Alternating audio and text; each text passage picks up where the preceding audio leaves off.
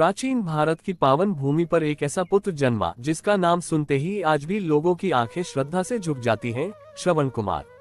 वे अपने माता पिता की सेवा और भक्ति के लिए पूरे आर्यावर्त में प्रसिद्ध थे। उनकी कथा हमें सिखाती है कि सच्ची भक्ति केवल मंदिरों में नहीं बल्कि माता पिता की सेवा में भी होती है। जन्म और बचपन। श्रवण कुमार एक साधारण गरीब परिवार में जन्मे थे। उनके माता पिता नेत्रहीन थे। वे संसार की सुंदरता देख नहीं सकते थे, पर उनके हृदय में अपार प्रेम और संस्कार थे। बचपन से ही श्रवण समझदार और करुणामय थे। वे अपने माता पिता का सहारा बन गए। छोटी उम्र में ही उन्होंने घर का काम संभाल लिया, पानी लाना, भोजन बनाना, लकड़ी काटना और माता पिता को भोजन कराना। गांव के लोग कहते थे, ऐसा आज्ञाकारी पुत्र भगवान सबको दे। श्रवण का उत्तर होता, माता पिता की सेवा ही मेरा धर्म है।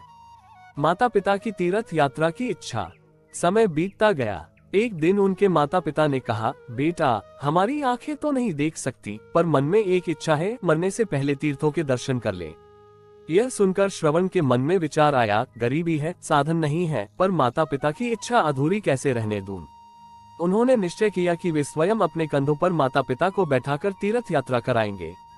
उन्होंने एक मजबूत बांस लिया और उसके दोनों सिरों पर टोकरी बांधी। एक टोकरी में पिता, दूसरी में माता को बैठाया। इस प्रकार कंधों पर भार उठाकर वे तीर्थ यात्रा पर निकल पड़े। रास्ता कठिन था, घने जंगल, ऊंचे नीचे पहाड़, तेज धूप, बरसात, पर श्रवण के कदम कभी नहीं डगमगाए। सेवा और त्याग का उदाहरण। यात्रा के दौरान वे पहले माता पिता को भोजन कराते, फिर स्वयं खाते।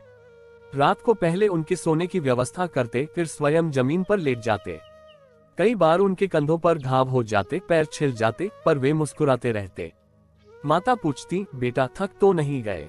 श्रवण कहते, आपका आशीर्वाद साथ है, थकान कैसी। उनकी सेवा देखकर राहगीर भी भावुक हो जाते। लोग उन्हें प्रणाम करते और कहते, यह सच्चा पुत्र है। अयोध्या के निकट। एक दिन वे अयोध्या के निकट एक घने वन में पहुंचे। उस समय संध्या हो रही थी। माता पिता को प्यास लगी। श्रवण ने उन्हें एक वृक्ष के नीचे बैठाया और कहा, मैं अभी पानी लाता हूँ। वे घड़े में पानी भरने के लिए नदी की ओर गए। उसी समय अयोध्या के राजा दशरथ शिकार खेलने आए हुए थे। वे शब्दभेदी बाण चलाने में निपुण थे। उन्होंने पानी भरते समय घड़े की आवाज सुनी और समझे कि कोई हिरण पानी पी रहा है। राजा ने बिना देखे बाण चला दिया। बाण सीधे श्रवण के सीने में जा लगा।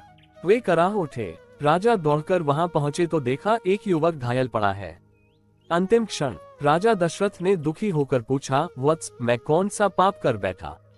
श्रवण ने धीमी आवाज में कहा, राजन, मैं अपने नेत्रहीन माता पिता के लिए पानी भरने आया था। वे पास ही वृक्ष के नीचे प्रतीक्षा कर रहे हैं। कृपया उन्हें